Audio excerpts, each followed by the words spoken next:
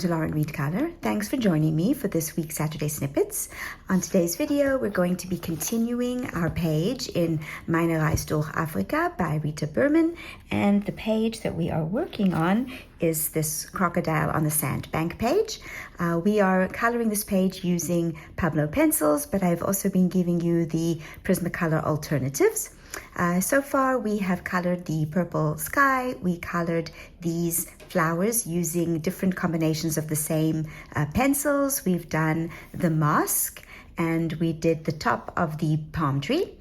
Today we're going to color in some of the smaller elements on the page. So I thought we would do the lily pads, we'll do the dome of this mosque and the minarets, we'll do the bark of the palm tree, and we will do these, what I thought were leaves. A very kind subscriber told me are actually dates. So yes, she was 100% correct, and we're going to be coloring these dates. I thought we would use the same pencils that we've been using so far, the same colors, so that we can get a cohesive look to the page. So for example, we're going to use these greens on the lily pads, and we're going to use the pinks and the browns on the dates, and we're going to use the pinks and the browns also on the dome for the mosque. And if we have time left over, we can begin working on the water. So all of the color pencils are colors that we've used before, as I said. So for instance, this is the palette we're working on. So we've got our colors for the water, for the flowers, for the tree, and for the buildings. And for each of these pencils, there is a Prismacolor alternative. One moment, let me find them and I will show them to you. So here you go. You can take a screenshot of all of the Prismacolors. The side is the Pablos, the side is the Prismas, and here as well, these are the Pablos and these are the Prismas. For the Caput Mortuum, you can choose between mahogany red or Tuscan red, and for the salmon pink, you can choose between nectar or peach. Keep in mind that none of these colors are 100% similar. They are as close as I can get them, or as close as Karen from My Colorful Country Life can get them on her palette kit tool. So yeah, before we get started, I thought that I would walk you through what I've been doing so far this week. So let's move on to that. I managed to complete a couple of pages this week. The first one is in my coloring planner. So it is this Pots on Shelves page. I bought these from a Go-To-Pop on Etsy. I printed them out on sticker paper and put them into my journal, and I color one every month. And this is the one for the month of May. I sort of wanted the color palette to match my washi tape of mermaids. And so it's these yellows and pinks and purples and blues, and I really love the way it came out. I'm very pleased with it. I'm using Castle Arts on the sticky paper because I think it's the best brand of pencils for this particular quite smooth paper. Yeah, so I'm enjoying coloring each one of these little vignettes at the beginning of every month. They are really nice warm-up exercises sort of for larger pages that I color throughout the month. So I'm enjoying coloring all of these, and I will continue to do so for the rest of the year. So that's my page in my coloring planner. The other page that I finished is this clockmaker page from R.J. Hampson's Steampunk Revival. I have downloaded from his website the PDF version of the book and printed it out onto my own cardstock paper. I really enjoyed coloring it on this paper. I think it's much better than the Amazon paper, and I'm sure I'm going to enjoy coloring his gorgeous images on this paper in the future. Anyway, I was inspired by a color palette for this page done by Alena from Coloring with Alena. So the oranges and teals and this sort of maroony pink color are her own invention, but the way I colored it is of course my own. So for example, she only used pencils on her page, but I decided to use a variety of different mediums. So I've used alcohol markers So you can see as basing for some of the elements. Other elements were based with watercolor markers. So I scribbled the marker down on a palette. I lifted it up with my water brush and then applied it to the paper. So it has a base of watercolor marker for the leaves and for the wood and for the clothing. And then I shaded on top with polychromos pencils. And this combination of the watercolor markers and the polychromos pencils worked fabulously together. I'm really pleased with the shading that I got on my wood and on the outfit. And this page is just simply adorable. This clockmaker looking at this interfering bird and giving him the side eye is just so cute. So yeah, I really enjoyed this, and I colored it for Wendy at Jazzy Doodle Designs, RJ Hampson collaboration. I'm sure that the video of everybody's beautiful pages will be up on her channel very soon, and I recommend going to watch it. Yeah, so that's the other page that I colored in. I also made some progress on my page in Mythomorphia by Kirby Rosannes. The page that I'm working on for the Mythomorphia group on Instagram is this Kitsune page. I am way behind. This is the page for February and March, and the group has since progressed to the Mer People page, and I'm not sure I'll be able to get to that page, although I hope that I will. Anyway, as you can see, I've made quite a lot of progress. I have finished coloring the Kitsune, and now I'm working on all of the other elements on the page. So I've decided that I'm just going to work from left to right across the page and color in all of the elements one by one.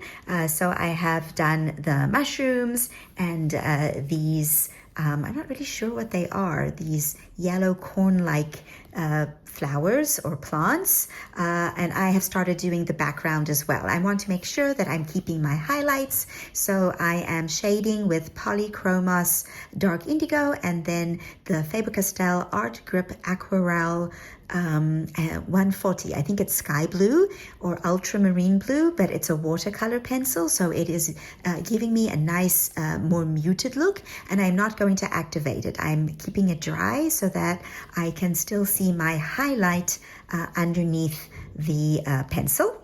And then for the clouds, I put down Derwent Graphitant, and I am shading with the Castle Arts Harmonious set because I wanted to get a nice sort of grayish purpley color for the smoke or clouds that are on this page. Yeah, so slowly but surely, I'm hoping to finish the page either this weekend or early next week. We will see. It's a goal I'm setting for myself. So that is my page in Mythomorphia. I also worked in a page in Daydreams by Hannah Carlson. This is a buddy color with Ellie from Ellie Color and Designs. And the page that we are working on together is this Lady Octopus page. I'm calling it that because I think that her hair actually looks like octopus tentacles. I chose a palette from Sarah Renee Clark's Color Cubes and used Karen from my Colorful Country Life's palette kit website to create gradients from all of the colors that are on this palette. So I'm using luminance pencils and created gradients on the website for those. I will have a video up on the channel soon showing you exactly how I did that. And yeah, now I'm applying the pencils to the page. So for example, I've used the pink and the salmon colors on her face and on her hair, and I'm going to be using all of the other colors on the other elements on the page. So I'm probably going to be using the turquoise and the blue sapphire for the background, and then the pinks and the purples and the blues for the shells and the coral and all of the other elements. So I'm really looking forward to coloring the rest of this page, and it's going to be done in stages because it's a double page spread and it will obviously take me some time. So looking forward to continuing this page. Finally, I've been thinking this week what I want to do for my page in Lunar by Lydia Fenwick. This is also a buddy color, this time with Kate from Kate's Coloring Haven. And the page we're doing together is the Firework Dragon. So as you can see, all I've done so far is put a circle around the dragon because I want to keep it as a limited frame. I don't want to color the whole background. And so I went on to Pinterest and started looking through inspiration images and I have finally settled on this inspiration image for this page. I am going to do this golden background, the blue and gold dragon, and I'm going to have silver and gold highlights on the dragon as well. And yeah, I'm looking forward to coloring this too. It will be my first buddy color with Kate, and I'm very excited for it. So yeah, those are the things that I have been doing this week. And now let's move on to actually coloring in our Meine Reise durch Afrika page by Rita Berman. We're going to start with the lily pads, but before I zoom in and get started, I'll just show you the pencils that I'll be using. As I said earlier, we're going to use the same pencils that we used on the tree and some of the colors from the mosque as well to get a cohesive look. So we're going to be using, I don't think we use jade green, so let's put that one on the side. We're going to be using yellow green, dark green, peacock green, and bluish green. We're also going to be using a sepia for deepest shadows, and we're also going to be using some of these yellows and a brown to get a nice sort of plant-like look to the lily pad. So we're going to use the Caput Mortuum Violet from Polychromos, pale yellow, and the light ochre, and I might add a pencil depending on what it starts to look like once I'm coloring. Yeah, so now I'm going to zoom in and we're going to begin. We're starting with the base layer of the yellow green. Okay, and I'm just going to put this down over the entire lily pad. Okay, just a reminder to everyone, if you're new here, that these are chatty videos. So if you don't want to listen to me ramble on about all sorts of different things, feel free to mute. Yeah, so yeah, welcome everybody. I hope you've had a good week. My week was relatively quiet, which is always a good thing. Okay, we're moving on to the dark green, and yeah, it's still I'm still in a bit of a daze because a couple of weeks ago, as you may or may not know, my beloved Toby, we had to put him to sleep. I'm still not able to talk about him that much, but slowly but surely. Yeah, and so carrying on regardless. What can you do? You have things to do, and I can't just, stay in bed the whole day. Anyway, so yeah, I went to work this week. We had some weird weather. I don't know. It started, warming up last week, and then this week winter decided, no, one last blast. And so it was raining for about 3 days. It rained really hard. On the other hand, it's really nice for the gardens and for the greenery. So we'll have a nice green summer, hopefully. I think I'm going to now put in the sepia just for our darkest shadows. Yeah, so that was weird. So yeah, as I said, I went to work and I was teaching. So in I always talk about my poetry class, so I'll give you an update on what we did this week. So these are first year students, and they're still struggling a little bit with a lot of the concepts, a lot of the definitions of terms like metaphor and simile, and they get confused, which is understandable since they're very similar. So, oh, I like that. That's nice. I think, are we just going to leave that and then move on to another one?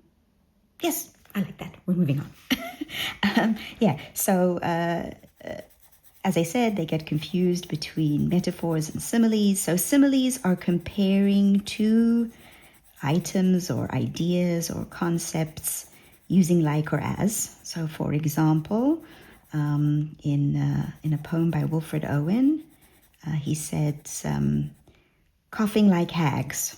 So the like makes it a simile. In contrast, a metaphor is, hold on, I'm leaving my highlight over there. Back in with the dark green.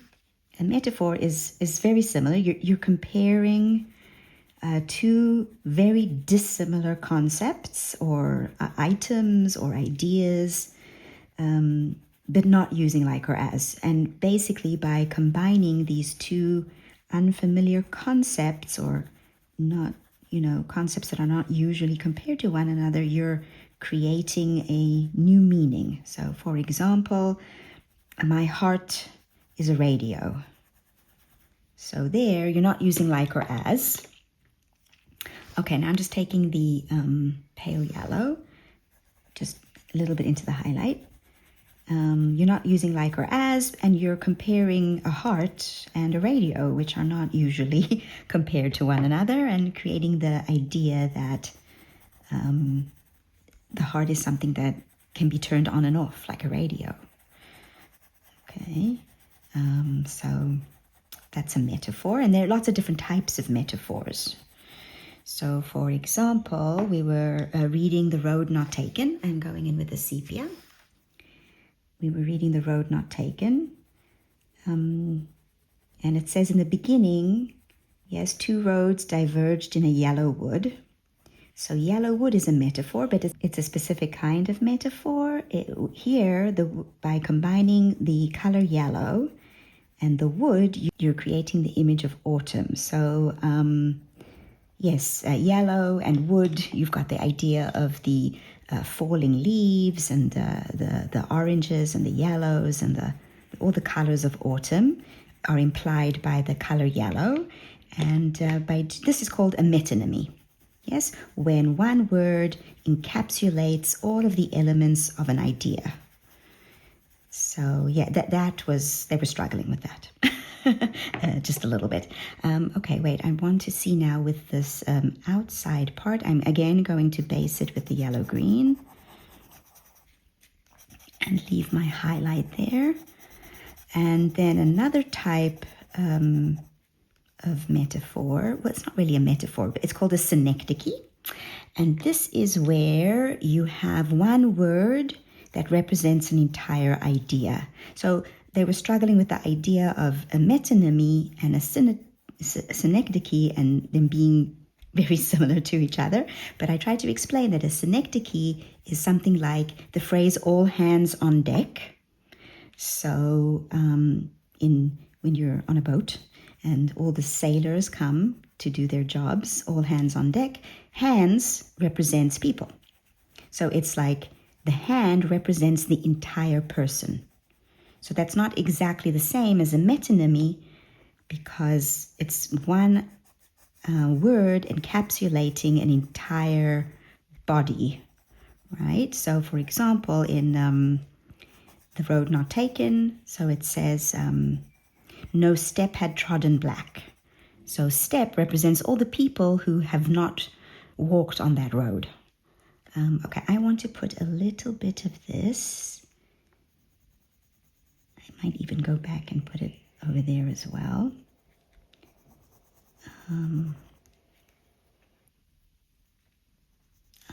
Yeah, and we're just going to blend that out with the light ochre. It just gives a look of a more realistic look to these lily pads by adding a little bit of brown or reddish brown. I think I will put a little bit of this here as well. Yeah, so they were wrapping their heads around that. And then we moved on to another poem, which is called To His Coy Mistress by Andrew Marvell, and it's a Renaissance poem. So it was written in the late 1600s. And I had to first of all explain to them that the use of language in the 17th century is not the same as the use of language today. Like there are words today that have completely different meanings from the same words from the 17th century. So for example, I asked them, for example, what does the word mistress mean? And they were all like, oh, well, that's a woman who's cheating with a married man. And I have to explain to them that was not the meaning in the 16th century. So I showed them how we say Mr. and Mrs., okay? And Mr. is an abbreviation for Mr., M-I-S-T-E-R. But Mrs. is actually an abbreviation for mistress. Mistress used to either refer to a married woman or an engaged woman. So, this took some explaining. Okay, dark green. And so I say in the title, his koi mistress, the mistress is not his lover, rather it's his betrothed. Okay, and the whole poem, they enjoyed this poem. It's a difficult poem. It's got 46 lines, we counted, and it's in rhyming couplets, so every two lines rhyme, and it's all about this lovelorn gentleman who is trying to convince his fiancée that they should preempt their vows. She's not having any of it.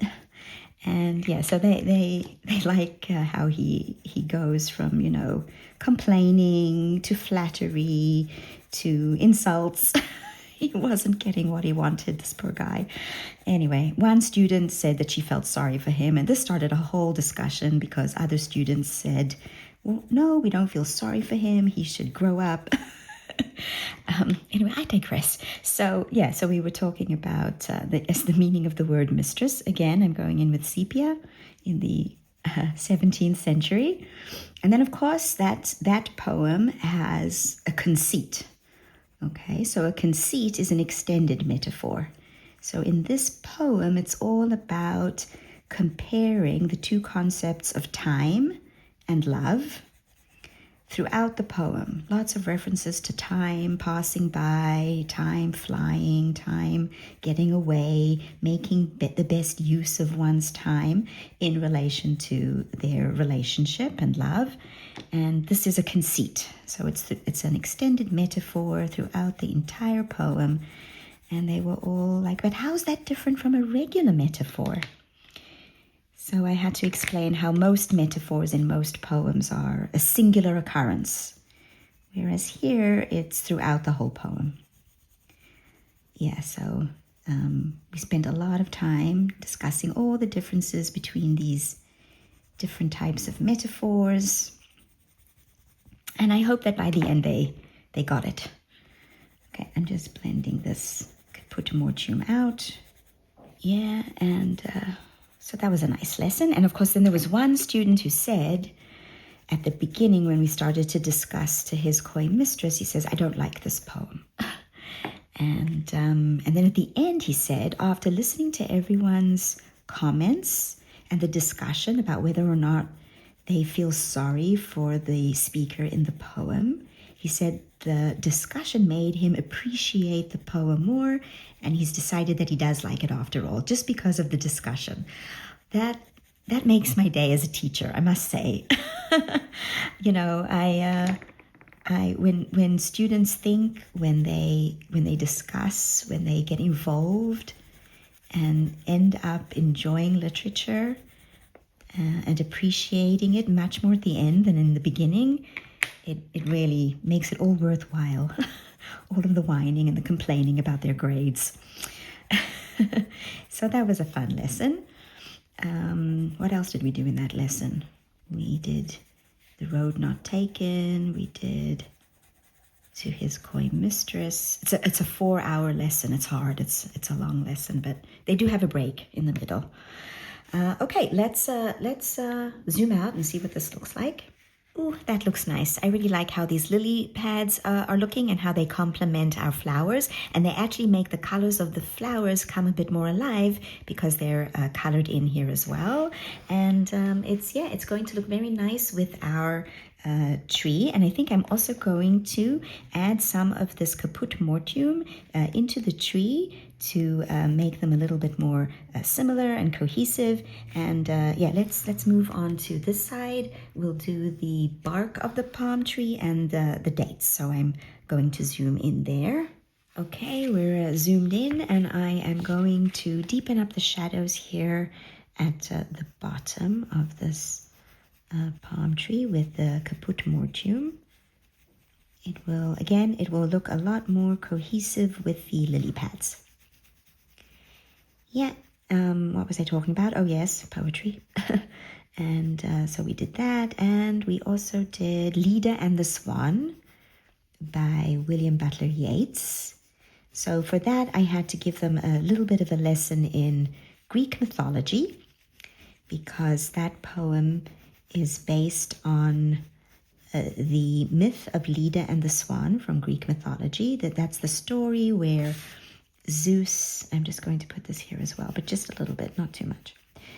Zeus disguises himself as a swan, and he and Leda he encounters her by a lake, and they have a romantic interlude, and as a result, she gives birth to 4 children. 2 of them belong to Zeus, and 2 of them are her husband's children, and they're quite famous, these 4 children. So we have Castor and Pollux, who joined Jason on the Argus. They were Argonauts. They went off to find the Golden Fleece with Jason, lots of adventures. And the other 2 are Clytemnestra and Helen, who are famous because Helen is Helen of Troy, caused the Trojan War. And of course, Clytemnestra, when her husband Agamemnon came back from the war, she stabbed him in the bathtub because he had sacrificed their daughter to get the wind to blow. Oh, no, myths are not for the faint of heart. Anyway, so I had to give them a lesson in Greek mythology. And I have one student who said to me, I don't like Greek mythology. She wasn't very impressed. Anyway, I'm going to take this light ochre and also put some of this here at the bottom. We're just adding some touches of the colors from the other parts of the page, as I said, to create some cohesion. Yeah, so yeah, she doesn't like Greek mythology. She finds it creepy, she said. She's not wrong.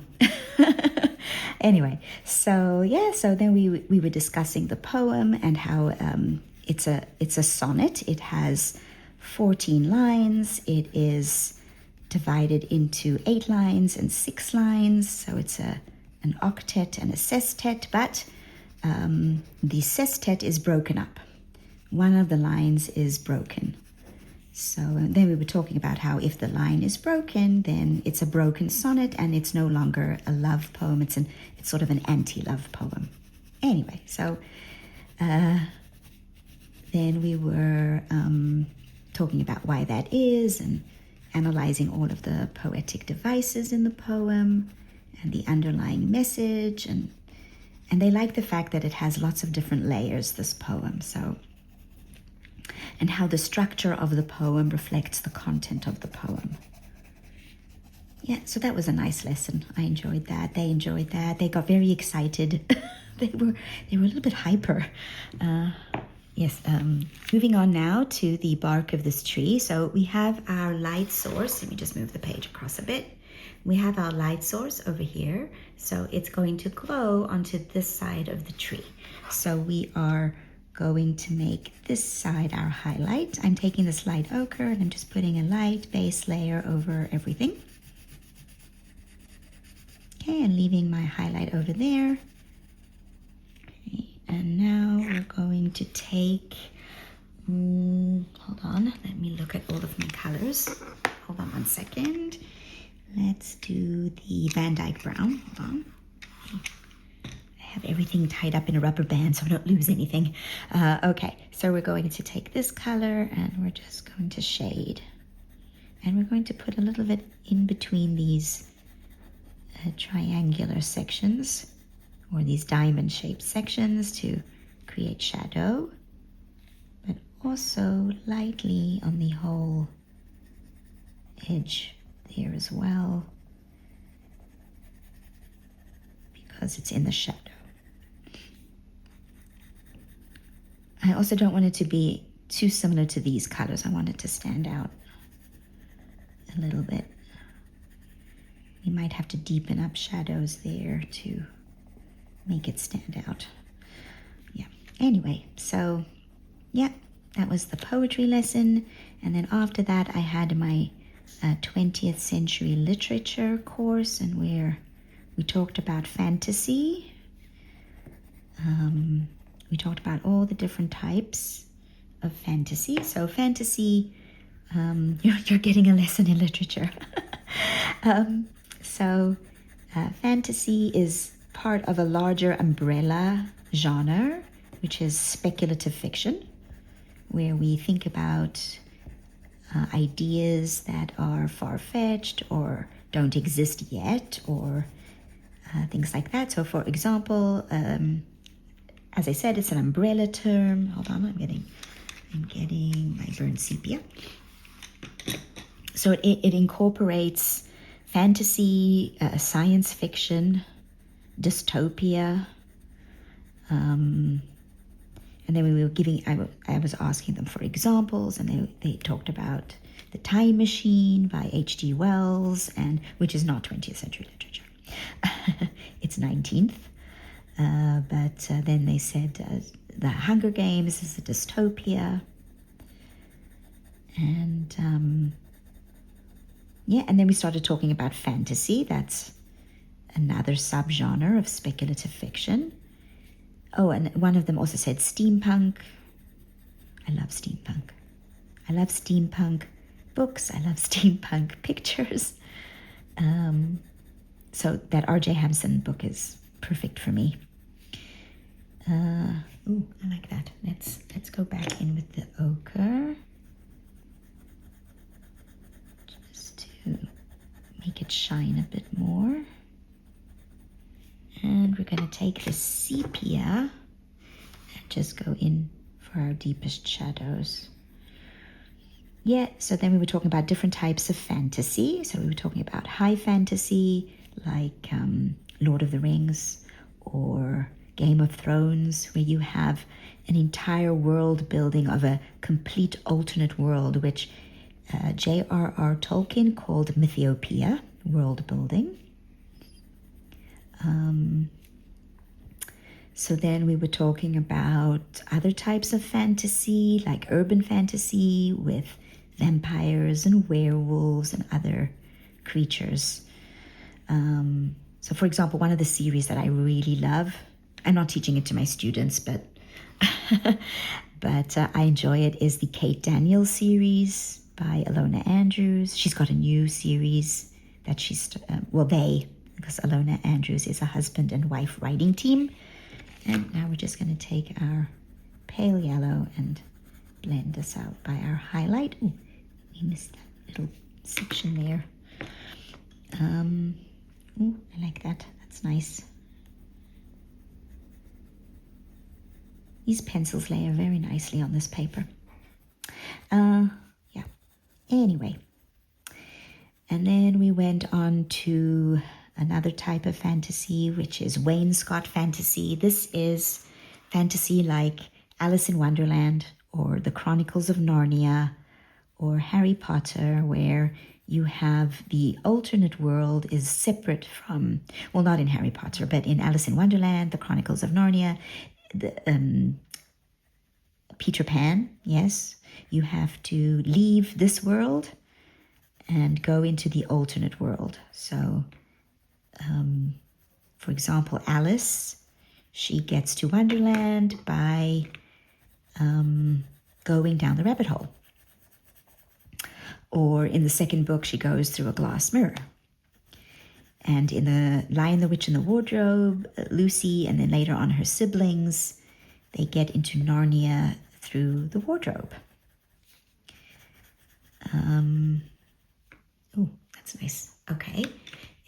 Now we're going to move on to our dates. Oh, did I not color the tops of these walls? I didn't. Let's do that now. Hold on a second. Let me put some of these pencils aside. Otherwise they're going to clatter. Okay, just a second. I want to do the tops of these walls. Does my pencil need sharpening? Okay, yes, I sharpened my pencil. We're just going to put this up here. So, what was I talking about? Yes, wainscot fantasies. And so So in Peter Pan and Wendy, which is actually the name of the book, by J.M. Barrie. So they get to Neverland by flying past morning. So they fly with Peter. Okay, now I'm just putting in some shading. It's going to look a little bit gold, but that's okay because the moon is shining onto that section. This side will be a bit darker because the building is blocking. But here we have a star, and here we have a star, so the tops can shine.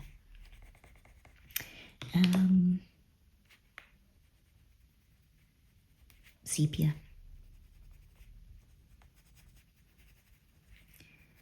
Okay. Oh, I like that. That looks nice. Let's just darken up our shadows a bit more over here. Okay. I think, yes, we said we would do the dates. Okay, so I'm going to make them different colors. We're going to start with a base layer of the ochre for all of them. But then I will make them slightly different. Yeah, so we were talking about that. And then, yeah, so I had a nice week of work. My other students were working on their writing. Yeah, so progress is being made, which is always nice. Yeah, so as I said, it was kind of cold, but I take the train to work. And it was freezing on the train. They always do that. They put the air conditioning on the train, and everyone sits there shivering. I mean, in the summer it's nice. In the summer it's fine because it's really hot outside. But in this change of season period where it's not really that cold outside, and then they put the air conditioning on in the train, and we all freeze our butts off. Okay, so for some of these, I'm going to take the Kaput Mortium Violet and just randomly, I'm just going to put it at the tops of some of these dates. Let's skip that one and do this one. Let's do that one. So just random. You don't even have to do the same ones that I do. There's a bird outside. Yeah, so that was my work week. What else happened this week? Oh, I don't know if you saw on Instagram, but Claire from Color with Claire posted that her YouTube channel got hacked and she was locked out. That's a nightmare. Because getting it back is so difficult. She, because she was locked out, she couldn't fill in the form. This is so weird. When you get locked out of your channel, you have to fill in a form to try and get it back. But if you're locked out of your email address because your channel is attached to your Gmail, and in this particular case, they also took over her Gmail, and so she was locked out of that. So she couldn't fill in the form that they wanted her to fill in to get her channel back. So anyway, she was, and our community is so wonderful. Let me just get another color. What other color? Maybe some of them will be a bit of a pinkier color. Let's go for the dark carmine. So she posted it, on Instagram and on her, I think on her Facebook. And eventually one of her lovely subscribers, I love our community. One of her lovely subscribers happens to work for Google, and she took care of it. Everyone was trying to find ways to help her. It was wonderful to see. We were giving advice and we were saying try and do this, or create a new email, or use another email if you have another email, or someone else, Amanda from Amanda Tartan, that's her new name. It used to be all J Art. She said, I'll fill in the form for you. Anyway, push comes to shove. Thankfully, she got her channel back. Her channel was restored. I went straight away to make sure that all my security options on the channel were up to date. It's a nightmare. I don't understand people. What's the point? What's the point of hacking someone's YouTube channel? Someone said they can delete all the videos and then sell the channel because it has a lot of subscribers. So someone who buys it gets all those subscribers. That's so, why do that? Why don't, do the work on your own merit? What's the point? I don't get it. And plus, the whole point of having a YouTube channel is to enjoy yourself and to help others but not everybody has that mindset. Oh, I like our dates. Do I want to do anything else with these dates? I think that's it for now. Once we put some more background in fact, we could even do the background for this. Let's leave it for now because I'm not really sure what I'm going to do. I might extend this purple out a bit and then merge the purples and the green. So let's leave that for now and move on to our dome. Okay, so for this I want it to shine. Okay, so we're going to put down a layer of the pale yellow over everything. Okay. I want it to be like a rose gold. We'll see. We're going to put some of the colors from our flowers. This way, by adding in colors that you used elsewhere on the page, you will get a much more cohesive look. Okay, now let's take that carmine red, dark carmine. Yeah, so it's on our dates, it's on our flowers. All right, and we're going to use this. Now, you have options here. You can either make the glow in the middle, or you can make a glow in each one of the sections. I think we might go for that. Or a little something like that. Okay. Just differentiate the parts of the dome. But I don't want to do it too much because I definitely want there to be a shine. Just make it darker there. A little bit on the bottom there. I like to color with flicking motions when I'm going to be blending. If you color with flicking motions, it makes the whole process of blending much easier.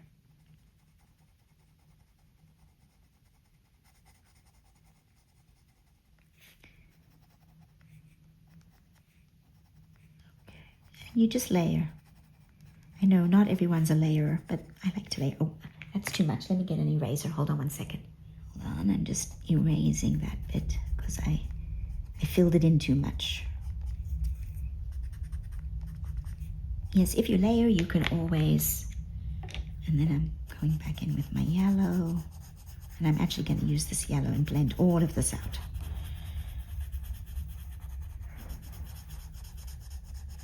Oh, my neighbor's awake. We'll do this. It's early in the morning here.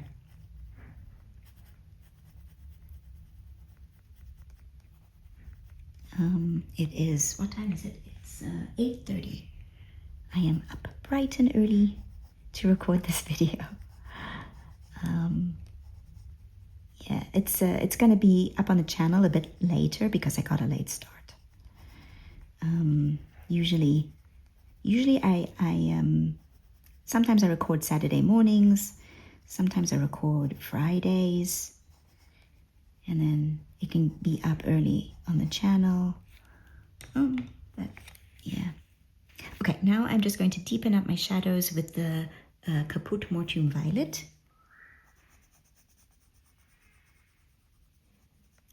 And so if you hear doors creaking, things slamming, People are starting to wake up. Oh, I like this. It got a nice glow on our dome. Okay. And again, just blending out with the pale yellow.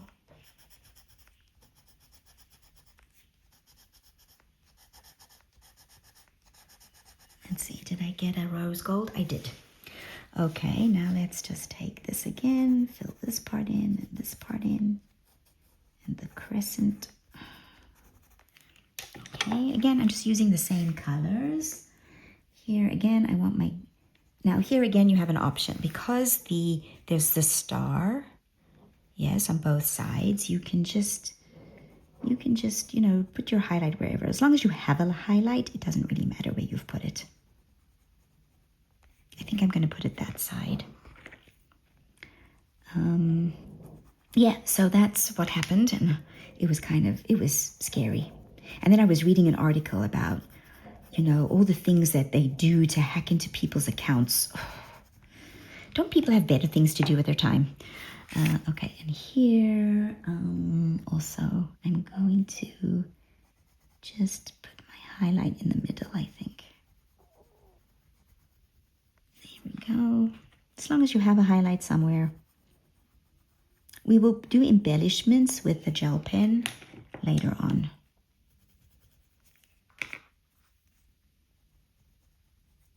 Okay, just deepening up my shadows there. And then here as well, we'll put in. These spaces are so tiny.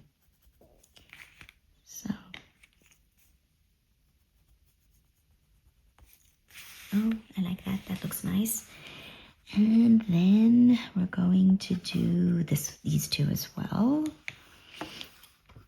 So, just a base layer. Do I want to put these colors here as well? Yeah, let's do here as well. It'll create a nice look to the page, having some of this pink from our flowers. Again, dark carmine.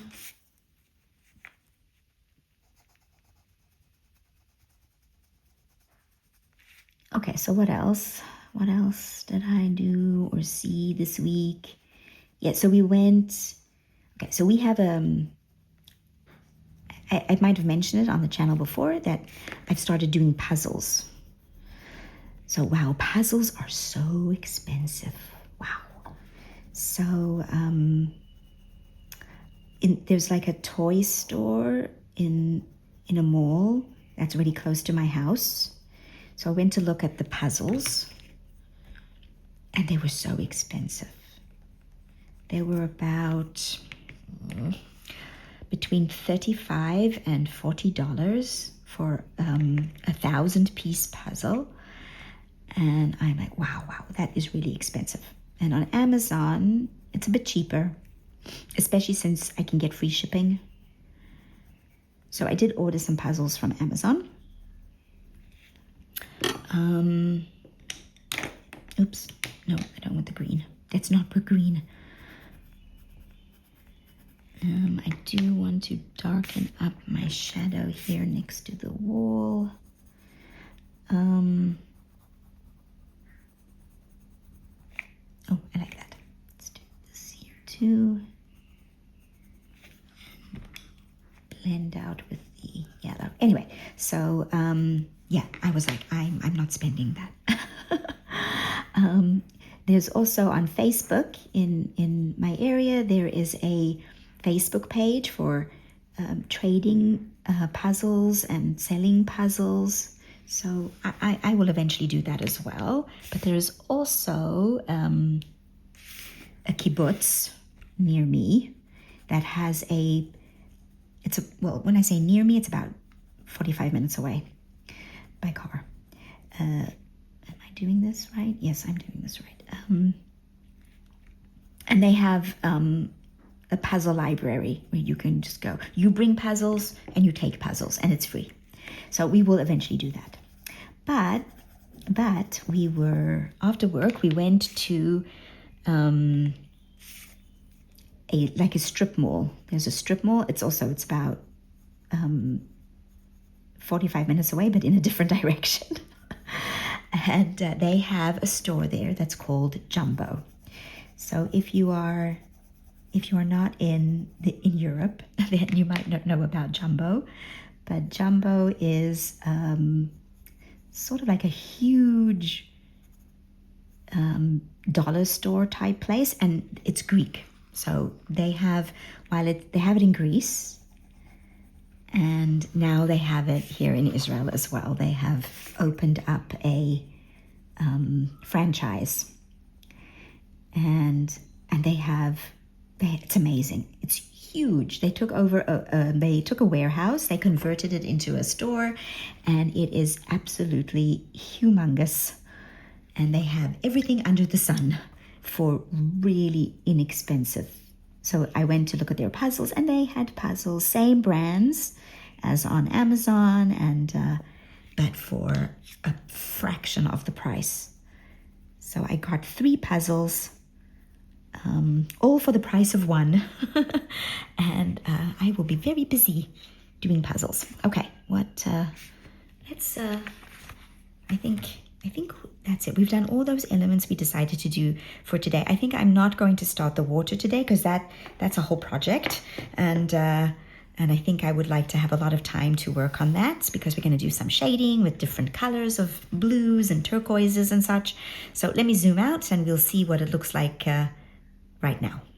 Okay, I really love how this is coming out. I love now that we've put in some of the other colors to make the page look more complete and cohesive. So we've got the shiny domes, which are the same colors as our flowers. We've got the lily pads, which are similar colors to the tree. We added more shading to the tree. We did the bark, we did the dates, and it's starting to come together.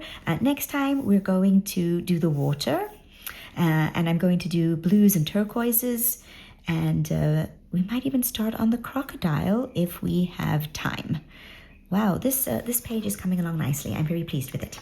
So thank you everybody for joining me today. I hope that you enjoyed my ramblings about poetry and Jumbo and puzzles. And I hope to see you next week for another Saturday Snippets.